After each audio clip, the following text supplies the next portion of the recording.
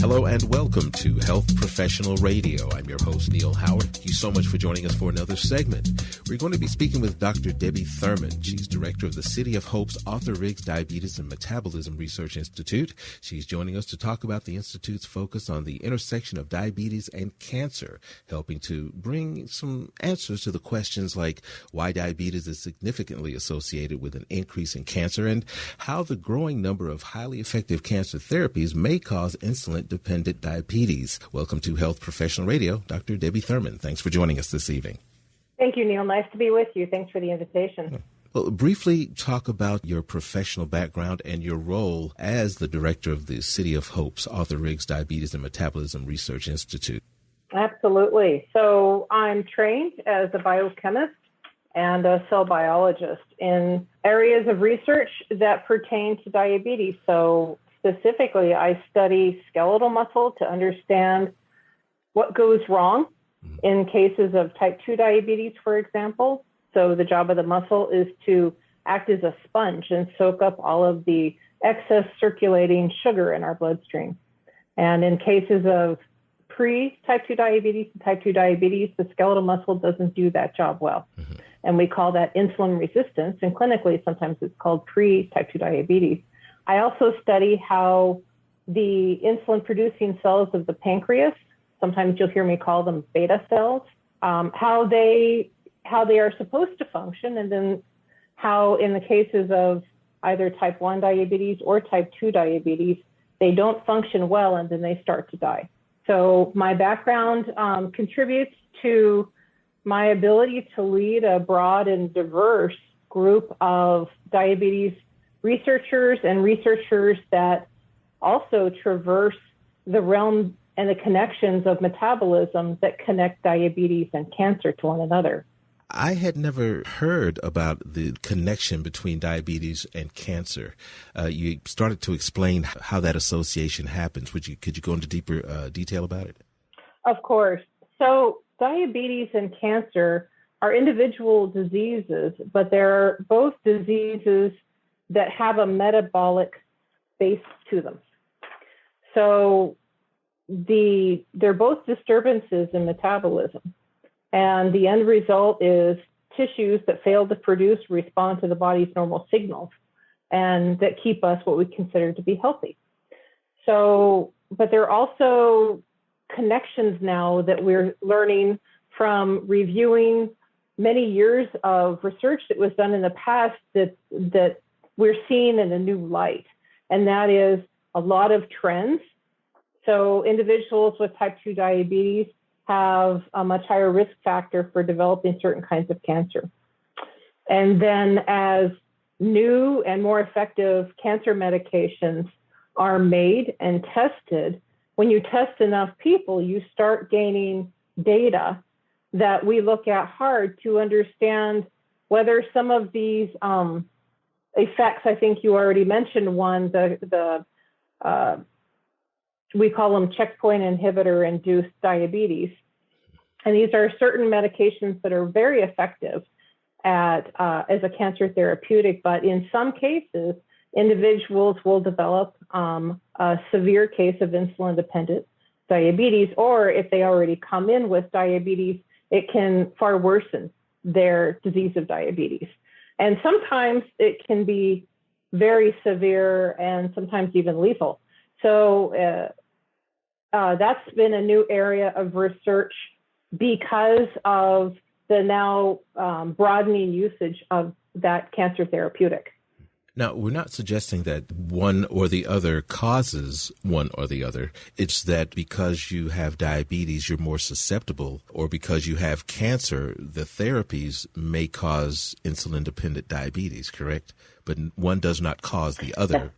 I think that's where we are with that now. Yes. I wouldn't say that diabetes is necessarily causal for cancer, but we are recognizing that there are correlations. And so those studies are in progress now to try to understand whether diabetes actually drives cancer. But diabetes is absolutely linked to certain kinds of cancer. And keep in mind that especially type 2 diabetes, when we're talking about type 2 diabetes, there is a genetic component that we're aware of.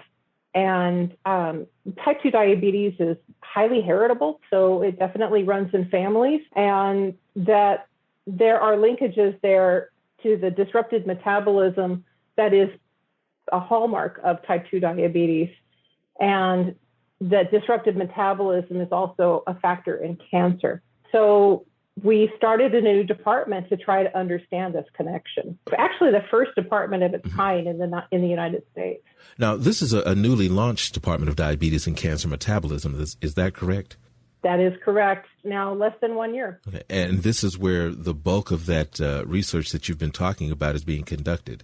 The bulk of the research in diabetes and cancer metabolism is being conducted in that department. It's important for me to state that because City of Hope has been focused on these two diseases, diabetes and cancer, it was a very natural, organic growth for this department and home for a department such as this, because you've got a large body of talent, research talent, clinical talent, access to patients where we could really drill down and try to understand the connection. And Dr. Charlie Brenner is at the helm of this department. We're excited, and he's been incredibly busy working with new research faculty, hiring new research faculty, building this new department from the ground up, as well as interfacing with all of the experts here at City of Hope in both cancer and diabetes. We can't wait to see what's going to come. It's moving fast, incredibly exciting.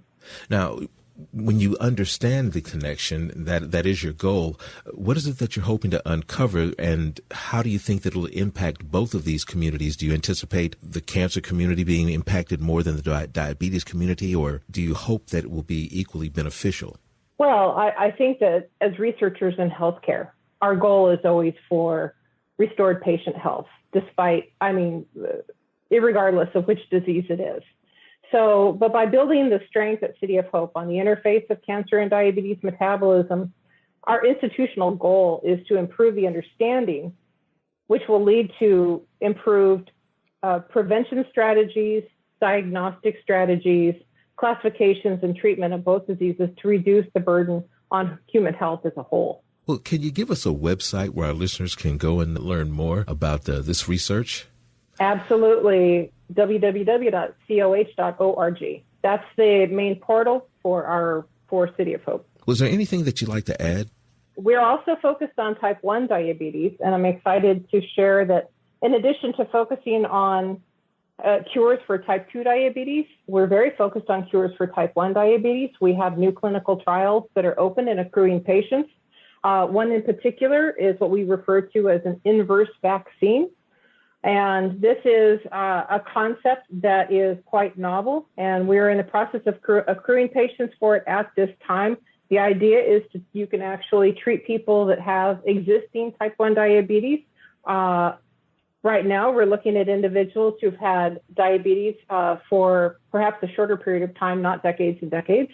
But it's a way to preserve the insulin-producing cells that still remain in their body and protect them, and to, if you will, negotiate with the immune system so that it will stop attacking them, and that will allow them to function, because the delivery of insulin from one's own body is always a more appropriate way to receive the insulin needed when and where it is needed in the body, following meals, for example.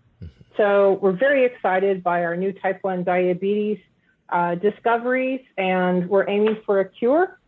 And cures for either type 1 diabetes or type 2 diabetes will need to be in multitude, because both of these diseases, just like cancer, there's a lot of heterogeneity, lots of differences from one case to the next. So we are developing a pipeline of cures for portfolios, so that the idea is that when a patient comes in, we can get to know the personality, if you will, of their disease, and then have an appropriate off-the-shelf product to alleviate them and to return them to the best of health.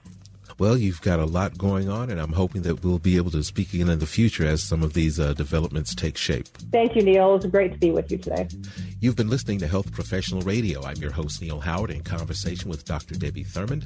Audio copies of this program are available at hpr.fm and healthprofessionalradio.com.au. You can also subscribe to the podcast on iTunes, listen in, download at SoundCloud, and be sure and subscribe to our YouTube channel at youtube.com/Health Professional Radio.